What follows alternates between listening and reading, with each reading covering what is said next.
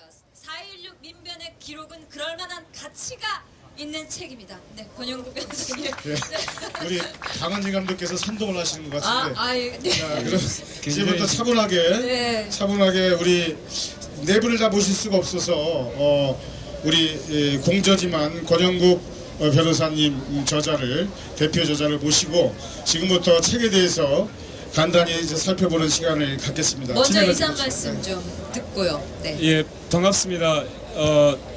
사실은 이제 공저인데 제가 대표로 나오게 돼서 좀 쑥스럽긴 합니다. 그리고 책은 사실 이렇게 얘기하는 것은 많이 사서 봐달라 이런 취지입니다. 그러니까 그 주된 취지를 꼭 기억해 주시고요.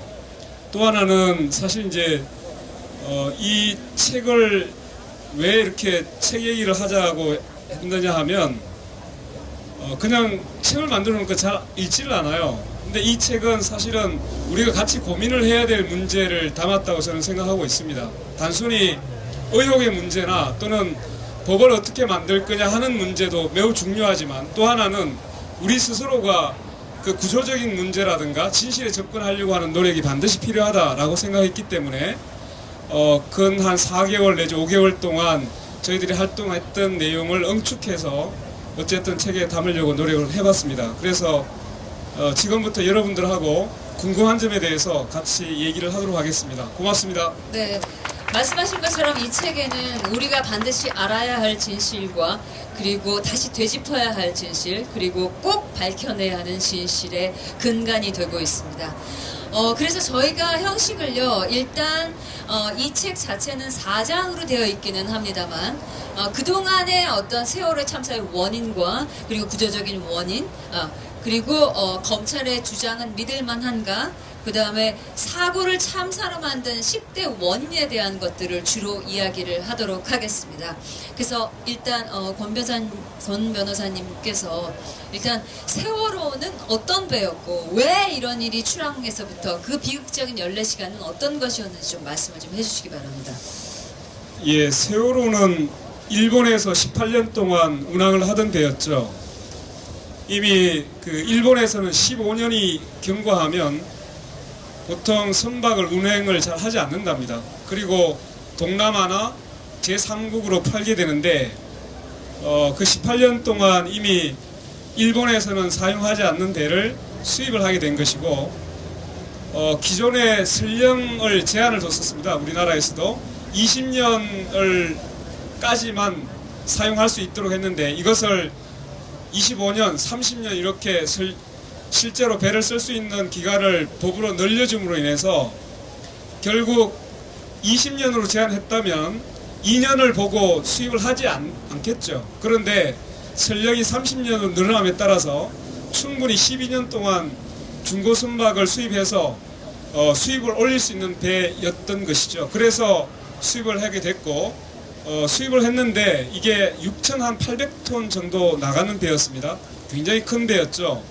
그런데 이것을 다시 그 여객을 더 태우기 위해서 정설을 하게 되고 이 정설을 하는 과정에서 이 무게중심이 올라가게 됩니다. 그리고 한편으로는 그 차를 실는 쪽에 카램프라고 있는데 이것을 떼버림으로 인해서 좌우 균형이 무너지게 되는 형태로 배가 사실은 개축이 됐던 겁니다. 그래서 초기부터 상당히 문제가 있었던 부분인데 이러한 정설이라 또는 좌우 균형 이런 문제는 안전의 문제였기 때문에 이것을 검사하는 선박 한국선급이라든가 또는 운항에 있어서 안전을 책임져야 될 해양수산부, 해양경찰 이런 쪽이 실제로 출항에서부터 제대로 관리를 하지 못한 배였다는 것이 우리들의 조사 결과 많이 알려지게 된 사실이었죠. 이것이 바로 세월호 선박의 출발이었습니다. 세월호뿐만이 아니라 우리 연안여객선의 어떤 출항 시에 검사를 맡아야 될 여러 가지 것들 통계 자료를 보면 거의 뭐 안전도 뭐 이런 것들이 100%, 99.9% 이렇게 기록이 되어 있던데요. 예, 그러니까 배는 사실 한번 침몰하면 대형 사고가 일어날 수 있는 그런 교통수단이죠. 그렇기 때문에 상당한 이제 안전 검사가 필요한데 이 한국선급이라는 이제 그 검사 기관이 있습니다. 원래 안전검사는 사실은 그 국가가 정부가 해야 될 공적인 영역인데도 불구하고 한국선급은 그 선박회사들이 출자를 해서 만든 비영리 사단법인처럼 되어 있습니다. 근데 결국은 선박회사들이 출자해서 만든 회사에게 검사를 위탁했던 거죠. 그래서 결과가 어떻게 됐느냐 하면 5년 동안 만 몇 척의 그 선박을 검사를 합니다. 근데 한국선급의 선박 검사의 실적이 합격률 100%가 나옵니다. 여러분들 배를 검사하는데 이게 100% 합격률이 나오는 것은 우리나라 배가 그렇게 좋았다는 얘기입니까? 아니면 검사가 엉터리였다는 걸 얘기하는 겁니까? 결과적으로 보면 검사가 서류나 매우 형식적으로 진행됐다는 사실을 알게 되고, 이렇게 돼서 그 세월호도 결국은 매우 이 평형이 안 맞는 그런 배로 출항할 수밖에 없었던 바로 그런 이제 구조적인 배경이 놓여 있는 것이죠. 예. 그리고 저희가 사실은 침몰하기 시작한 그 시점부터 시작해서 그 모든 장면들을 봤지 않습니까? 이제 그랬을 때에 왜 헬기는 하늘에 떠 있으면서 아무 일도 하지 않는 것이고, 왜 해경은 갔는데 선두로 먼저 갔는 것이고, 분명히 해경이 그 배에 들어가서 탈선을 하라는 명령을 할 수도 있었을 텐데 그것이 이루어지지 않은 것에 대해서 많이 보도가 됐습니다만, 이것에서 이 책에서도 또 정확히 기록을 하고 있습니다. 그 부분에 대해서도 좀 이야기를 해주시죠. 예, 우선 그 설명을 드리기 전에 책의 구성을 한번 다시 말씀을 드리겠습니다. 우선은 크게 이제 세 개의 장이 중요하게 되어 있는데요. 하나는 이 세월호가 침몰되는 직접적인 원인이 있습니다. 그러니까 왜 침몰하게 됐느냐 하는 게 주로 앞쪽에 나와 있고, 그러면 침몰하면 여러분들 침몰한다고 이게 대형 참사로 이어지지는 않습니다. 그러니까 예를 들면 배가 가다가 이렇게 균형이 안 맞아서 기울어질 수도 있어요. 근데 기울어진다고 해서 다 뒤집어지지는 않습니다. 그럼 결국은 침몰까지는 선주나 선박회사에 상당한 책임이 있을 수도 있죠. 그런데 배가 이렇게 침몰해 있을 때 상당한 시간을 우리는 TV를 통해서 봐야 했습니다. 이 구조하지 못하고 대형 참사로 이어지게 되는 과정에는 여러 가지 원인이 복합적으로 있는 것이죠. 그래서 이 침몰이 참사로 이어지게 되는 원인을 저는 구조적이고 근본적인 원인이라고 보고 있습니다. 그래서 이 책의 3장에서 바로 10대 원인으로 저희들이 뽑았는데, 그 10대 원인은 매우 구조적인 문제부터 그리고 선박회사가 왜 이렇게 무책임했느냐까지 그 기술을 하고 있습니다. 그런데 그 중에서 이제 지금 해경이 왜 처음에 구조를 하지 못했느냐 하는 문제에 봉착하게 되는 것이죠. 굉장히 궁금하실 겁니다.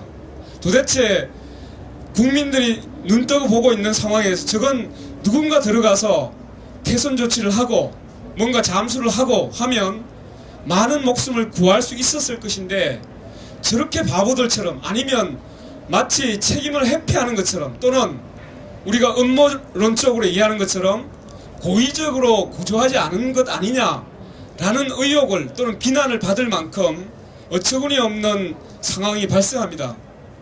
그런데 여러분, 놀랍게도 이 해경이 초동 대응을 하지 못하는 그 이유 중에 하나가 이 책이 기술하고 있습니다.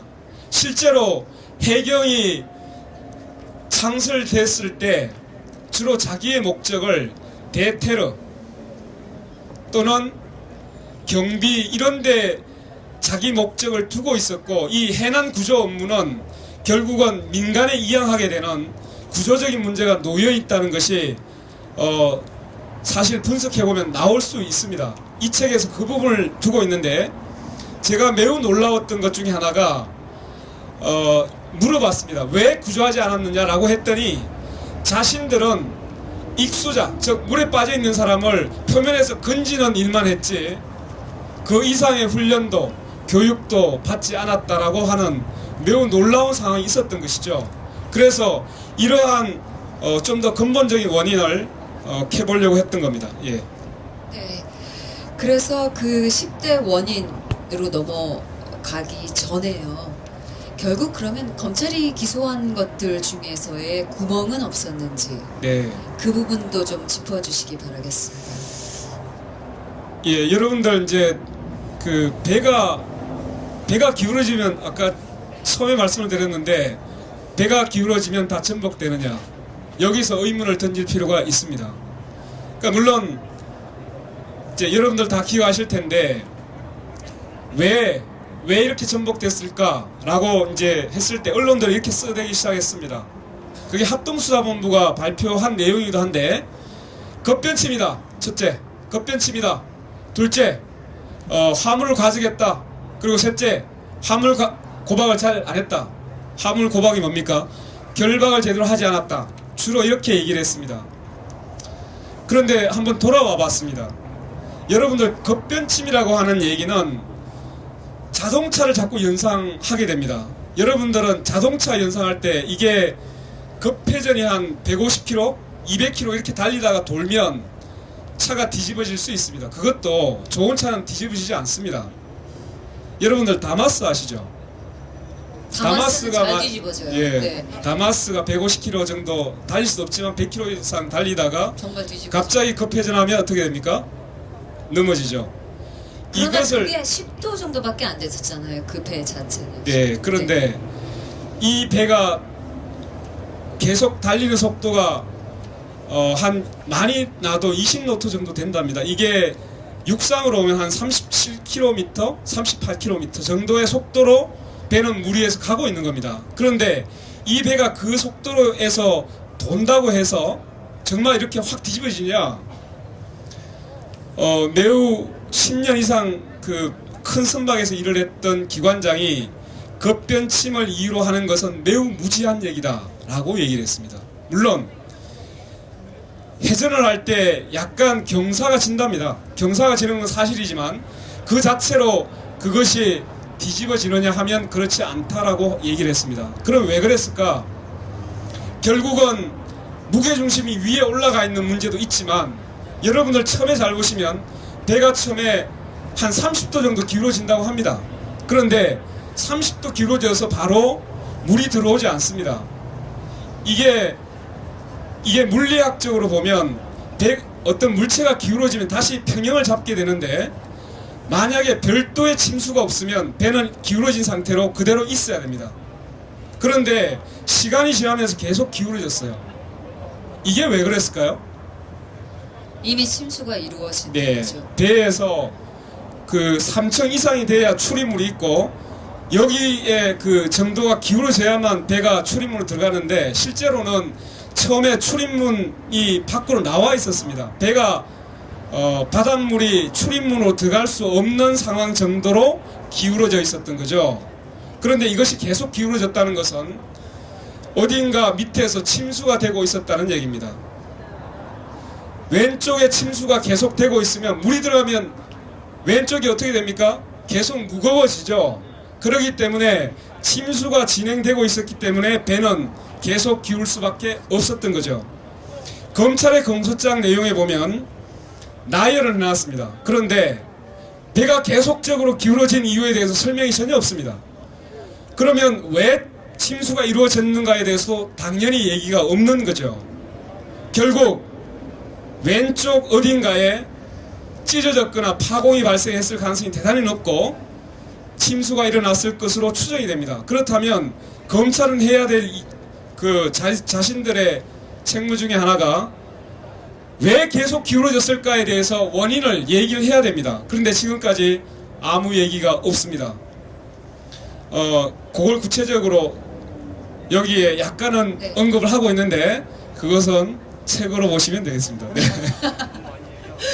네, 그러면 변호사님 10대 원인을 좀 이렇게 짚어보는 시간을 간단하게 시간 관계상 네. 네. 목차를 보시면서 네, 목차를 보고 말씀하시 아주 네. 간단하게 네. 부탁드립니다.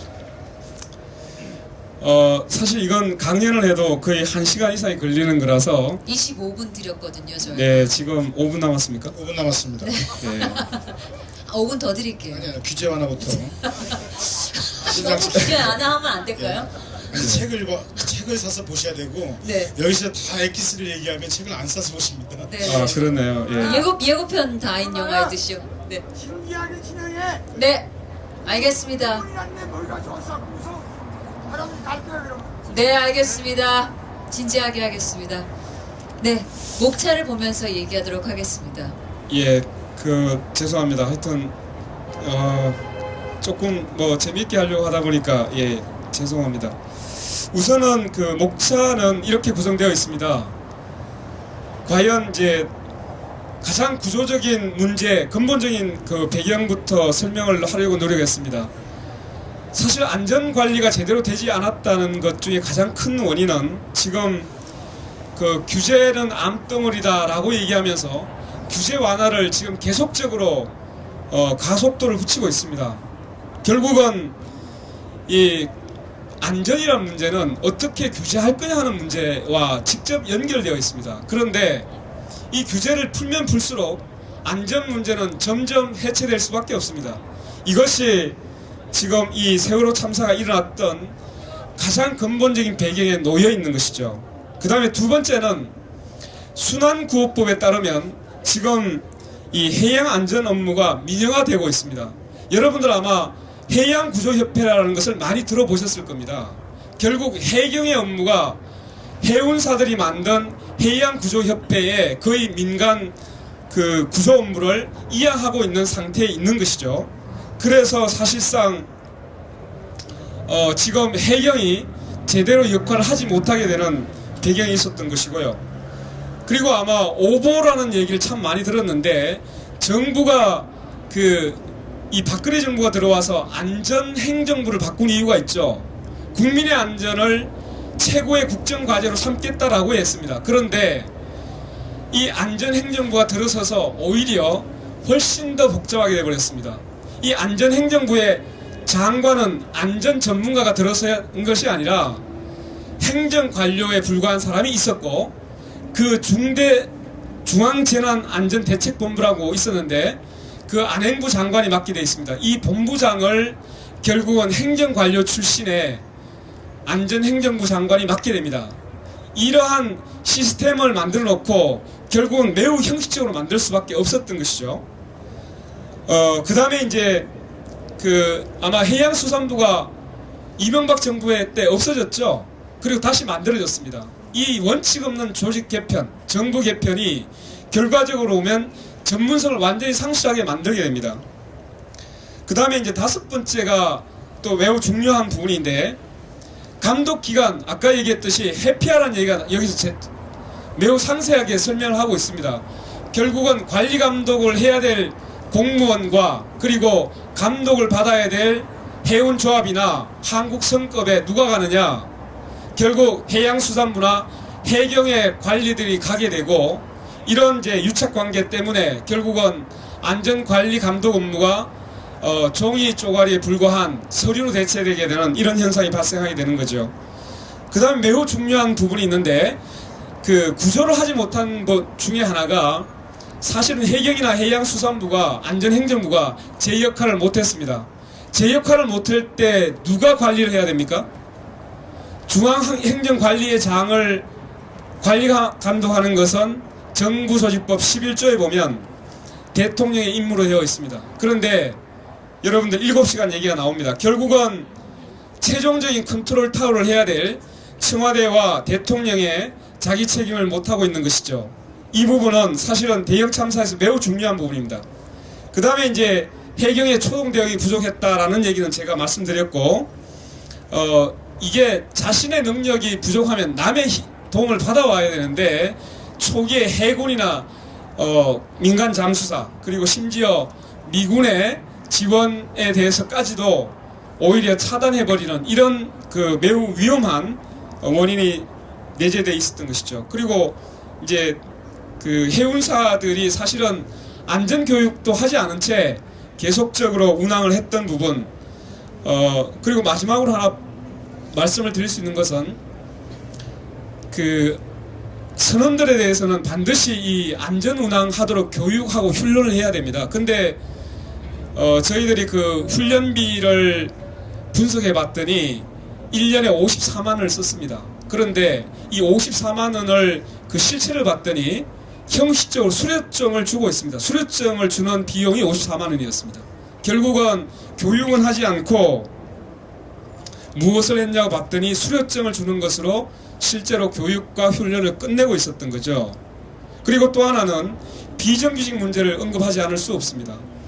이 연안 여객선의 그 선원들의 77%가 비정규직이었습니다. 결국은 자기 책임을 다할 수 없는 매우 열악한 근로조건이 뒤에 도사리고 있었던 부분이 있는 것이죠. 이러한 근본적인 배경을 하지 않고서는 지금 이 어처구니 없는 사고가 왜 일어났을까를 도저히 이해할 수 없었던 부분이라서 한 10개 정도로 나누어서 설명을 드려놓고 있습니다. 예, 고맙습니다. 그 지금 10대 10대 원인이라고 말씀하셨는데 저는 이 책을 읽으면서 원인이 아니라 의혹 정도가 아니라 이건 정말 심각한 문제다. 뭐 음모론이 많이 시중에 제기되고 있죠. 충분히 설득력이 있는 것 같아요. 예컨대 10대 원인이라고 얘기했던 것 중에서 해경이 외부에서 지원하겠다는 것을 철저히 배제시킵니다. 예컨대 해군의 최정예부대 SSU 그리고 UDT 이를 지원하겠다고 하는데 해경이 거부를 합니다. 자원봉사자로 이루어졌고 해병대 출신 심해까지 잠수하는 민간 잠수사들이 즉시 출동을 해서 지원하겠다고 하는데도 불구하고 계속 대기 명령을 시키고 투입하지 않습니다. 일부 소방계층이 제일 먼저 무전으로 얘기를 하죠. 우리가 지원하겠다. 근데 대기하라. 심지어는 육군 경찰에서도 해경 말고 육지 경찰에 우리가 지원 나가겠다. 괜찮지 않았어요? 괜찮다. 우리가 알아서 하겠다. 마지막에는 미 함대가 마침 있어서 헬기를 띄우면서 가겠다. 그런데 역시 대기 상태로 놓고 지원하지 않습니다. 이 부분은 원인이라기보다는 우리가 정말 파헤쳐야 될 2부에 아마 작가의 대화 시간에 나오겠지만 정말 이건 규명에 대한 사안이 아닌가 이렇게 생각하는데 어떻게 생각하십니까? 예, 반드시 파헤쳐야 될 문제이고 사실 우리가 가장 가슴 아프게 생각하는 부분일 수 있습니다. 예, 반드시 파헤쳐야 될 문제라고 생각합니다. 예. 이제 이어서 다른 순서로 넘어갈까요? 그럴까요? 네. 자, 이 앞에 순서가 조금 길어졌습니다. 그래서 여러분도 또 계속 앉아 계시기 뭐하니까 저희들은 9시까지 약속대로 끝내도록 하고요. 그러면 일부 그 저자와의 대화를 마치고 축하 공연을 준비하신 분들이 계십니다. 아시겠지만 연극하시는 분들이 굉장히 어려운 조건에도 불구하고 선물을 풍성하게 드리도록 하겠습니다. 그래서 마저 남은 시간 얼마 안 남았으니까 자리에 함께 해주신 감사의 말씀 드리겠습니다. 자, 4장이 되는데요. 2부가 되는데 이런 말씀을 하셨어요. 무엇보다 진상규명에 유족 여러분의 여한이 없도록 하겠다. 굉장히 낯익은 이야기죠. 이것은 아마 청와대에서 유족들을 불러서 위로하면서 그 눈물이 어떤 눈물인지 모르겠지만 이런 얘기를 했고 이것은 모든 국민들이 언론을 통해서 생생하게 지켜봤죠. 일종의 사회적 약속입니다. 그런데 그 약속을 지금 어떻게 되고 있는지 근데 과연 최고 통수권자인 대통령도 이러는 상황이다 보니까 이해가 되는지 모르겠지만 기룡전자 오랫동안 싸웠죠. 사회적 합의를 했죠. 국회에서 최동열 회장, 기룡전자 노조위원장 그리고 국회의원들까지 합해서 국민들한테 약속을 했습니다. 그런데 어떻게 했죠? 1년 후에 공장 빼서 돈만 갔죠. 이게 도대체가 이것만 있는 건 아니죠.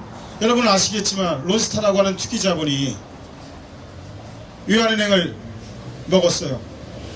당시 약속이 불법 범죄자로부터 작물인 외환은행을 하나금융이 사들였어요. 그러면서 자기들이 여론이 안 좋을까봐 약속을 했죠. 뭐라고 약속을 했습니까?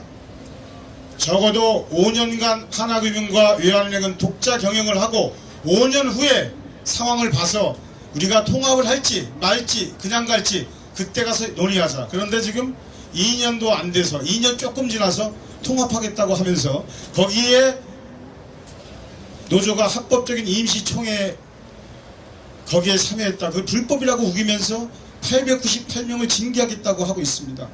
이건 국민들한테 약속한 겁니다. 사회적 합의입니다. 대통령부터가 이러는데 곳곳 도처에서 뒷골목에 아마 진짜 건달일도 모르는 데서 안 보는 데서 이렇게 이런 짓을 하지 사람들이 다 지켜보는 데서 이러진 않는 것 같거든요. 그런데 최고의 통수권자가 그리고 사회적인 이 기업의 대표라는 사람들이 이렇게 해도 되는 건지 그래서 이런 얘기들을 지금 담고 있습니다. 자, 2부 순서인데요. 자, 2부에는 대통령은 약속을 이행하라. 그리고 검경수사와 국정조사는 안 된다. 세월호 참사의 교훈을 거부하는 대통령의 역주행.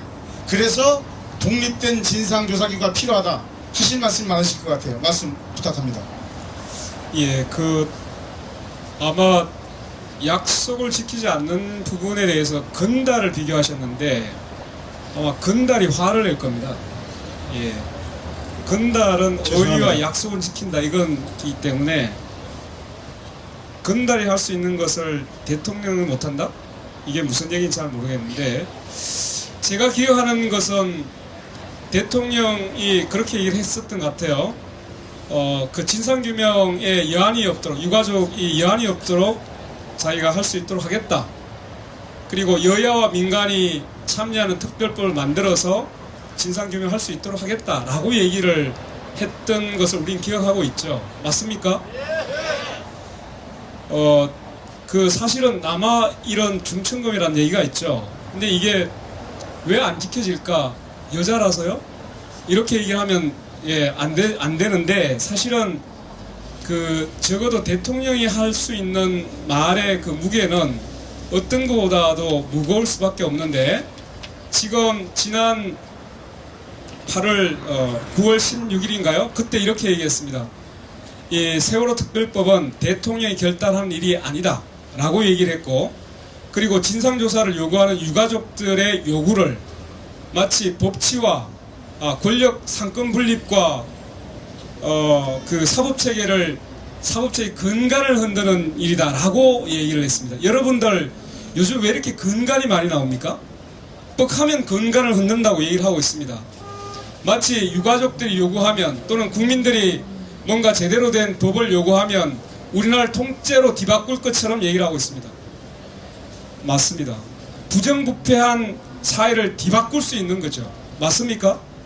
그거를 해야 되는 건 맞잖아요. 그죠?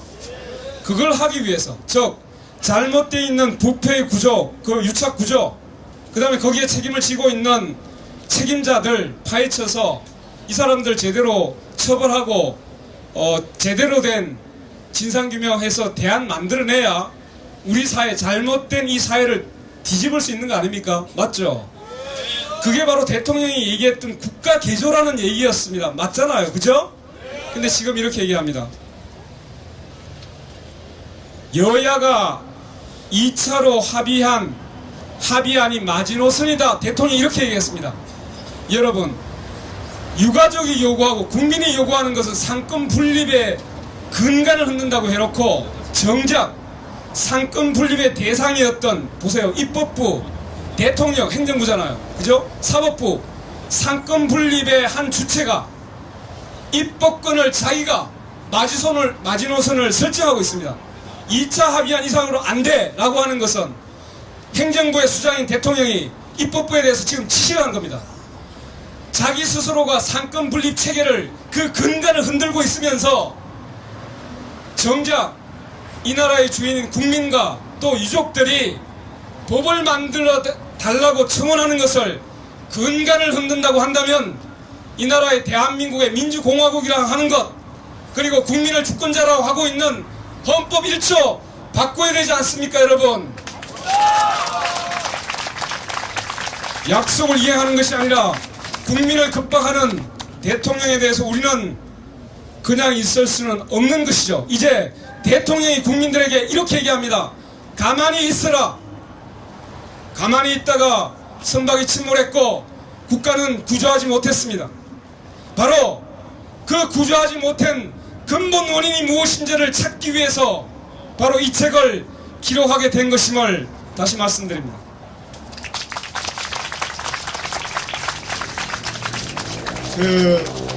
검경수사 국장조사로는 도저히 안 된다라고 하신 것도 간단하게 언급을 해주시고, 그리고 그래서 독립된 진상조사가 절실하다. 아울러 간단히 말씀을 해주시면 고맙겠습니다.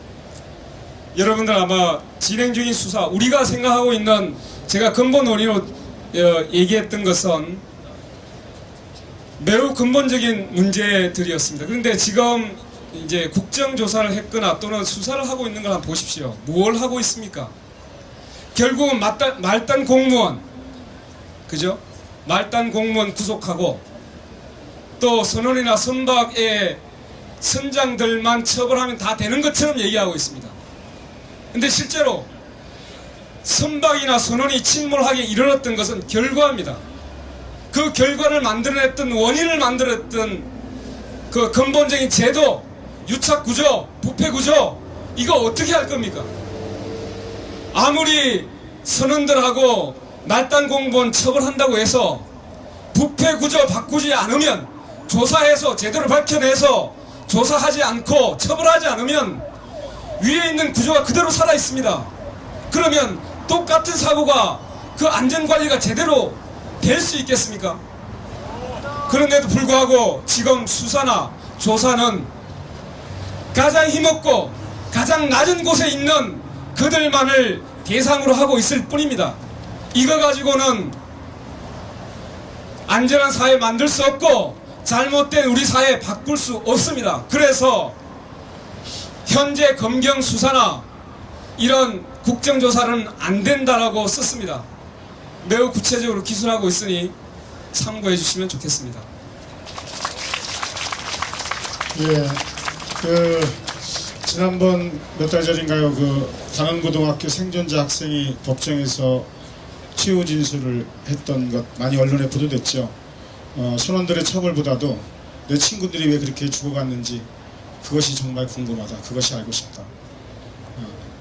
그것을 알려면 결국에는 그것이 직접적 원인은 뭐였고, 더 나아가서 근본적, 본질적 참사의 원인은 또 뭐였는지 이것이 밝혀져야 우리 사회가 거기에 대한 법적, 제도적 안전장치를 마련하고, 그리고 우리가 살아가면서 안전하게, 그래서 세월호 이전과 이후로 달라진다고 생각하는데, 지금 정부가 가고 있는 탈규제, 규제 완화라는 이름으로 시민의 또는 국민의 권력, 감시, 견제, 비판 기능을 전부 규제라는 이름으로 더 역주행을 하고 있는 이런 형국인 것 같은데, 자, 마지막으로 책 관련해서 이 책 관련해서 전반적으로 이제 말씀하셨고, 저자의 한 사람으로서 또 노동 현장의 한가운데 항상 계시고, 또 어떤 노동 변호사, 인권 변호사로서 마지막 정리 말씀을 한 말씀 해주시죠. 예, 원래 들어가는 초입에 사실 얘기를 드렸어야 되는데 약간 좀 정신이 없어서 또는 우스선해서 말씀을 못 드렸는데, 이렇습니다. 그동안 보면 이제 우리는 진상조사를 하기 위한 틀을 계속적으로 요구를 했습니다. 그리고 또 하나는 계속 이 의문이 되는 의혹 제기에 많이 치중을 했습니다.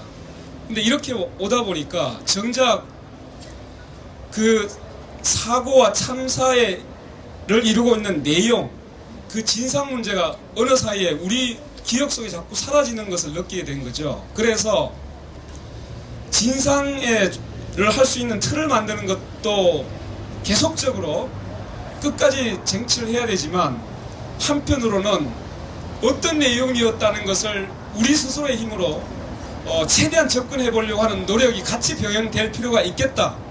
즉 의제가, 절차, 즉 틀을 만드는 것 하나가 있다면, 또 하나는 그 핵심을 이루고 있는 내용에 대한 우리의 접근 노력이 이게 멈춰져서는 안 된다는 생각을 가지게 됐습니다. 그래서 자칫하면 의혹 위주로 가다 보면 실제로 뒤에 나와 있는 구조적인 배경이나 원인의 문제가 어느 사이에 우리 시야나 생각에서 멀어질 수 있는 매우 위험하다는 생각을 가지게 됐습니다. 그래서 그 내용, 우리가 잊어서는 안 되는 그 내용이 무엇인지를 한번 다시 우리 의제로 되살리기 위한 하나의 그 방법으로 사실은 이 책을 좀 서둘렀습니다. 그래서 약간의 이제 좀 수정할 내용도 있긴 하지만 그런 측면에서 이 책이 나왔다는 것을 생각하시고 다시 한번 그날에 정말 그 사고 왜 일어나게 됐는지에 대한 구조적인 접근을 우리가 다시 경주해야 되는 계기로 삼아야 될 것 같습니다. 예, 고맙습니다. 네, 고맙습니다. 이참에 지금쯤 돼서 여러분께 좀 아름다운 선율 한 곡 두 곡 전해드리고요.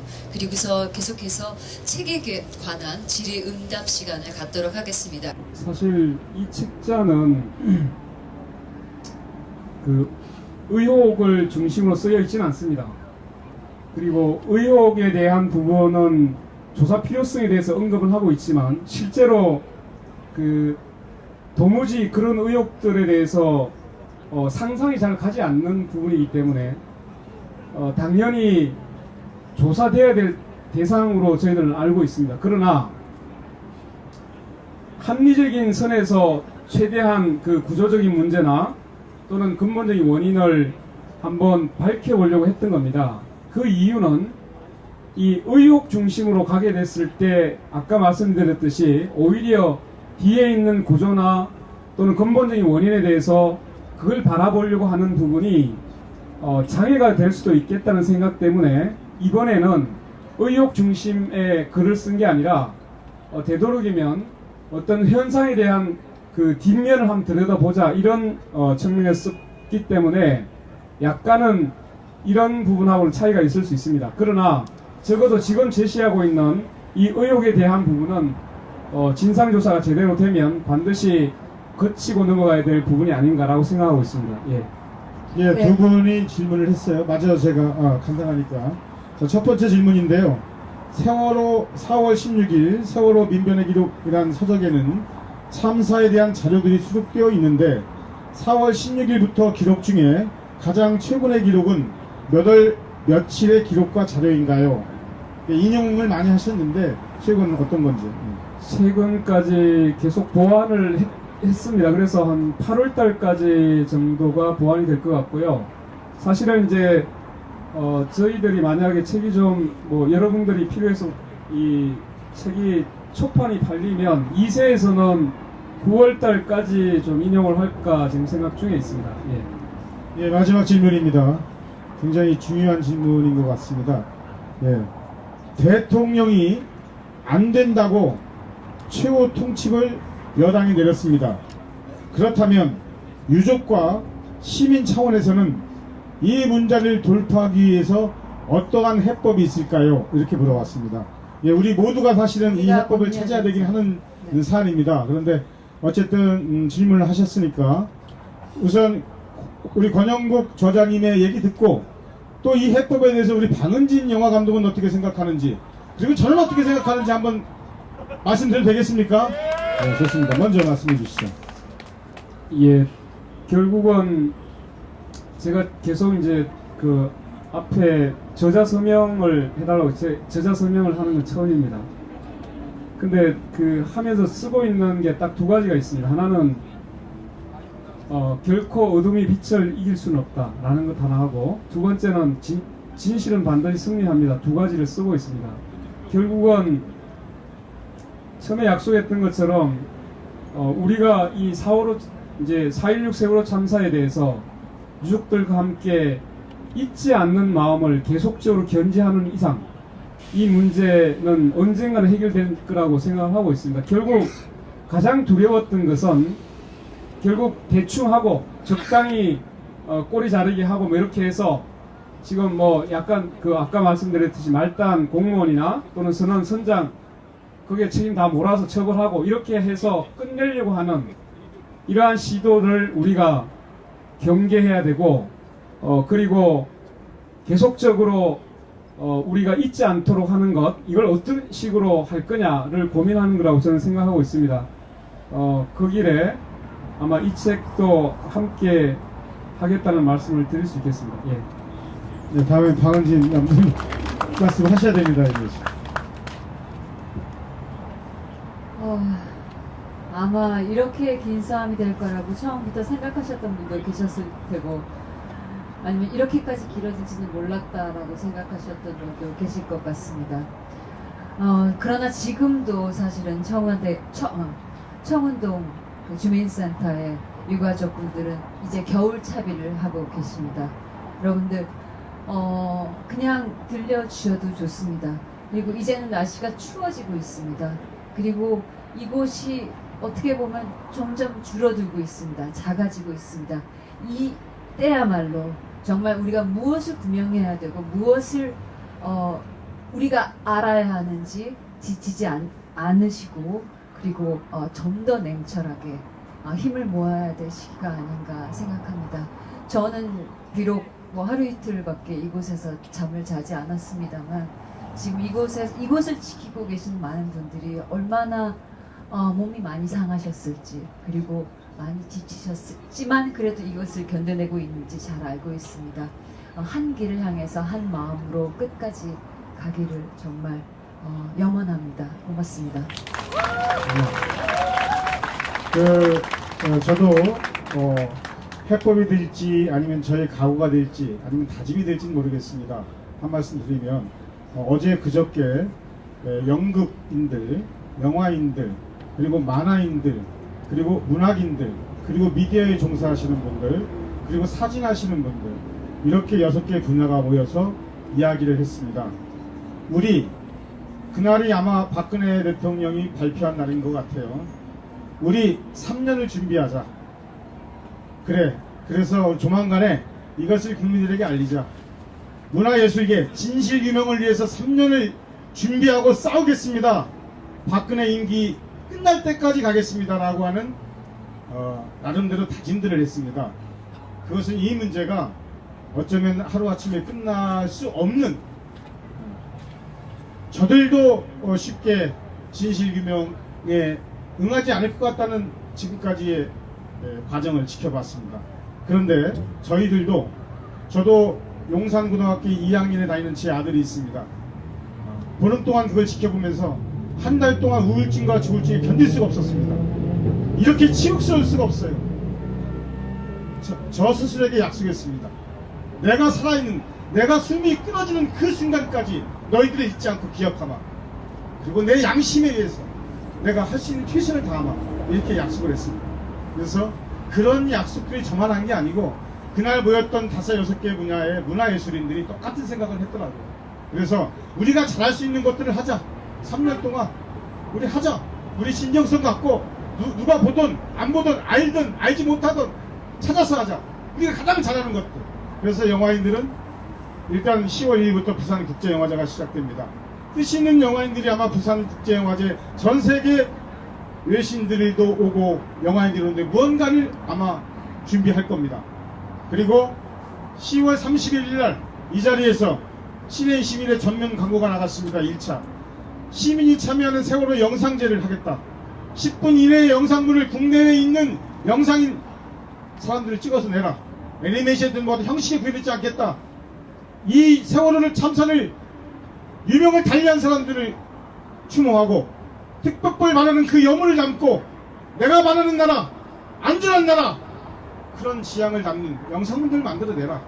그래서 예심을 하고 본심을 여기서 시민들과 함께 커다란 LED 화면을 만들고 하나의 추모지만 축제로서 하겠다. 그래서 이것을 이 영상물이 널리 알리도록 노력하겠다. 예컨대 영화인들은 이렇게 했습니다.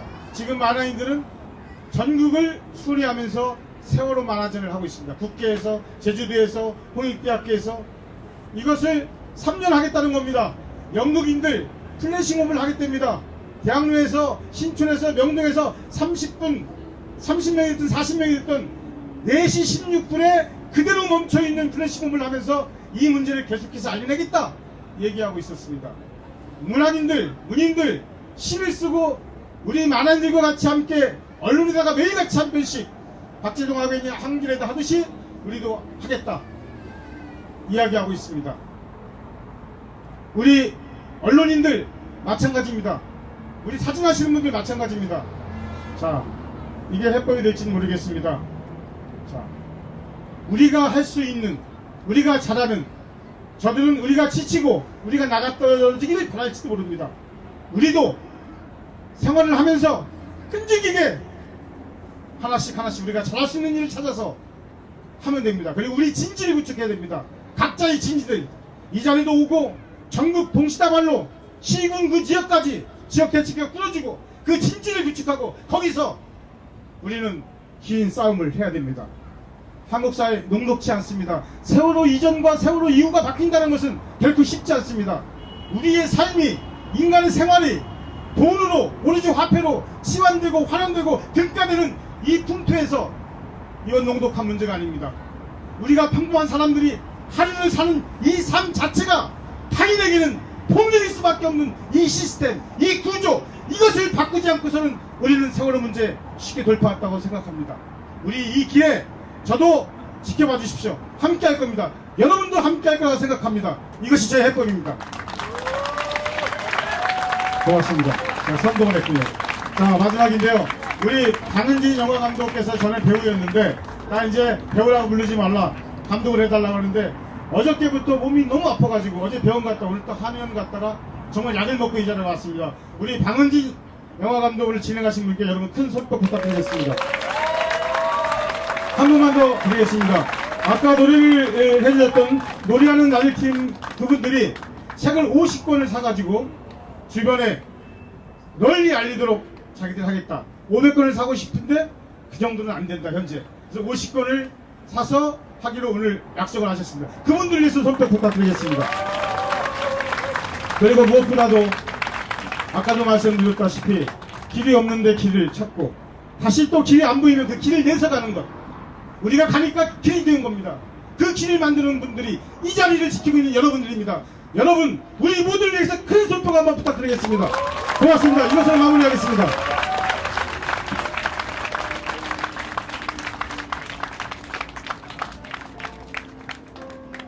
정확하게